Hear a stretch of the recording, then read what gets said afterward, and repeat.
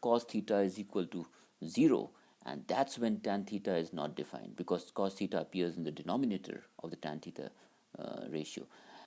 Now if you notice the values that theta would take when p coincides with b or d, we see that theta is an odd integral multiple of pi by 2.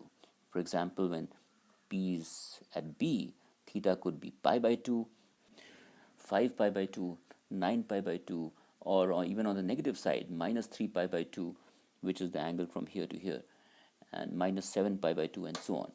And when p is at d, theta could be equal to 3 pi by 2, 7 pi by 2, 11 pi by 2, and on the negative side, minus pi by 2, minus 5 pi by 2, and so on.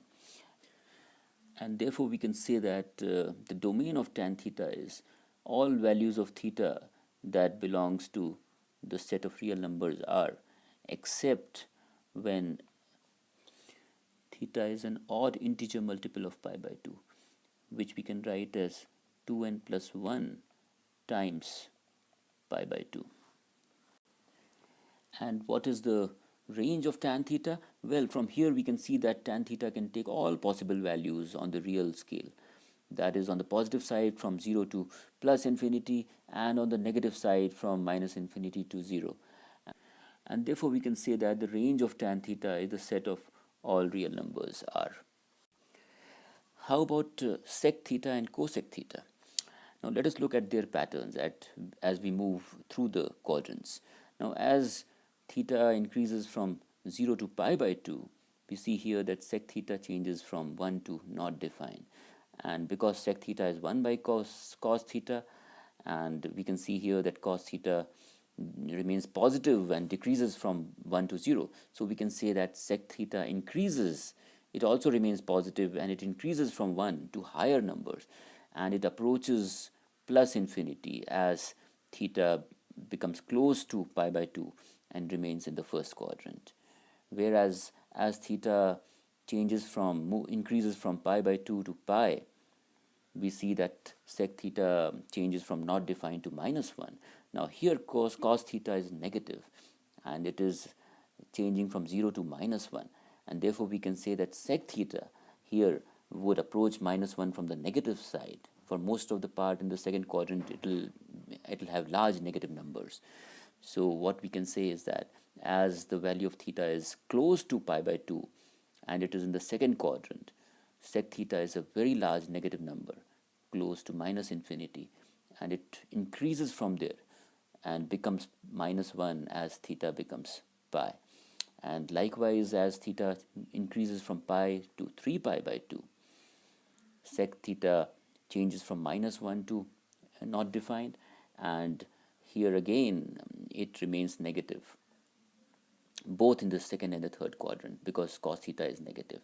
And therefore we can say that it changes from decreases from minus 1 to even larger negative numbers, and as theta approaches 3 pi by 2 and it is in the third quadrant, this becomes a large negative number close to minus infinity.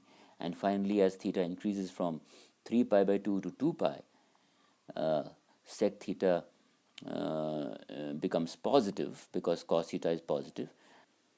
But because cos theta increases from 0 to 1, sec theta decreases from a very large number close to plus infinity to 1 as theta approaches 2 pi.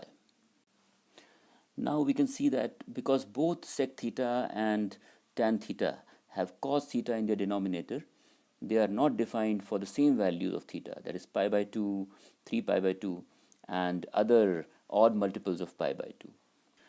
And therefore we can say that the domain of sec theta is same as the domain of tan theta, which is all the set of real numbers except when theta is an odd multiple of pi by 2, that is 2n plus 1 pi by 2. But the range of sec theta, as we can see here, is from 1 to plus infinity and minus infinity to minus 1. In fact, sec theta can never take values between minus 1 and 1. So we can write its range as comprising the union of these sets, minus infinity to minus 1 where minus 1 is included, but on the minus infinity side it is an open set, and the other set which is plus 1 to infinity. And now we can look at cosec theta. As theta increases from 0 to pi by 2, we see here that cosec theta changes from not defined to 1. But cosec theta is 1 by sine theta, and we see here that sine theta increases from 0 to 1. So therefore we can say that cosec theta decreases from a large positive number, which is close to plus infinity as theta is close to 0 in the quadrant 1, to finally 1 as theta becomes pi by 2. And as theta increases from pi by 2 to pi, cosec theta increases from 1 to a very large number, which becomes close to plus infinity as theta approaches pi in the second quadrant. And as theta increases from pi to 3 pi by 2, and we see here that cosec theta remains positive in both the first and the second quadrant because sine theta is positive, whereas in the third quadrant it becomes negative, and because it changes from not defined to minus 1, and we see here that sine theta is actually decreasing from 0 to minus 1. Therefore we can say that cosec theta increases from a large negative number, which is close to minus infinity as theta is close to pi in the third quadrant, to minus 1 as theta approaches 3 pi by 2. And once again, as theta increases from 3 pi by 2 to 2 pi, we can say that cosec theta again is negative because sine theta is negative, and it reduces from minus 1 to a large negative number, which approaches minus infinity as theta becomes close to 2 pi. Now, when is cosec theta not defined? For which values of theta cosec theta is not defined? We see that here those values are 0, pi, and 2 pi, and other similar values. In this unit circle, we can see that whenever sine theta is 0, cosec theta is not defined, and those are the values when p is either at A or at C here. And if you look at this unit circle, you will realize that all integer multiples of pi, that is 0, pi, 2 pi, 3 pi, etc., and even on the negative side, minus pi, minus 2 pi, etc. And therefore we can say that the domain of cosec theta comprises all real numbers except when theta is an integral multiple of pi. And how about the range of cosec theta?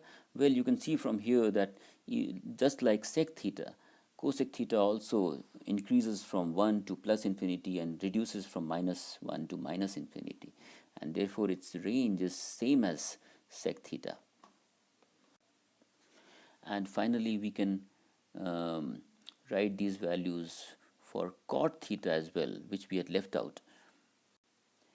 As cot theta is cos theta by sin theta, which is 1 by tan theta, we can easily see that for theta is equal to 0, this is not defined.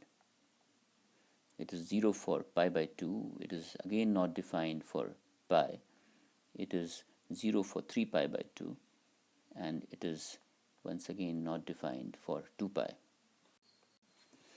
And as theta increases from 0 to pi by 2, we can see here that cot theta would be positive, and it would reduce from a very large positive number close to plus infinity to finally 0. And as theta increases from pi by 2 to pi, it becomes negative because cos theta is negative and sin theta is 0, and therefore it reduces from 0 to a large negative number, which becomes close to minus infinity as theta approaches pi in the second quadrant. And as theta increases from pi to 3 pi by 2, cot theta once again becomes positive, but it reduces from a large positive number, which is close to plus infinity when theta is close to pi in the third quadrant. It reduces from large positive number to 0, and it is positive as we can see here, and it was negative in the second quadrant. And finally in the fourth quadrant, as theta increases from 3 pi by 2 to 2 pi, Once again, cot theta is negative because sin theta is negative and cos theta is positive, and it reduces from 0 to large negative number, which becomes close to minus infinity as theta approaches 2 pi. How about the domain of cot theta? Well, cot theta has sin theta in its denominator, and so has cosec theta, and therefore the domain of cot theta will be same as that of cosec theta, which is the set of all real numbers except when theta is equal to is an integral multiple of pi. And how about the range of cot theta? Well, just like tan theta, we can see that cot theta can take all real numbers right from minus infinity to plus infinity. So therefore, this is a set of all real numbers. I'm sorry that this became quite cluttered, but if you have understood this far, this is a very important basis for understanding the trigonometry chapter. Okay, so now I will see you in the next session.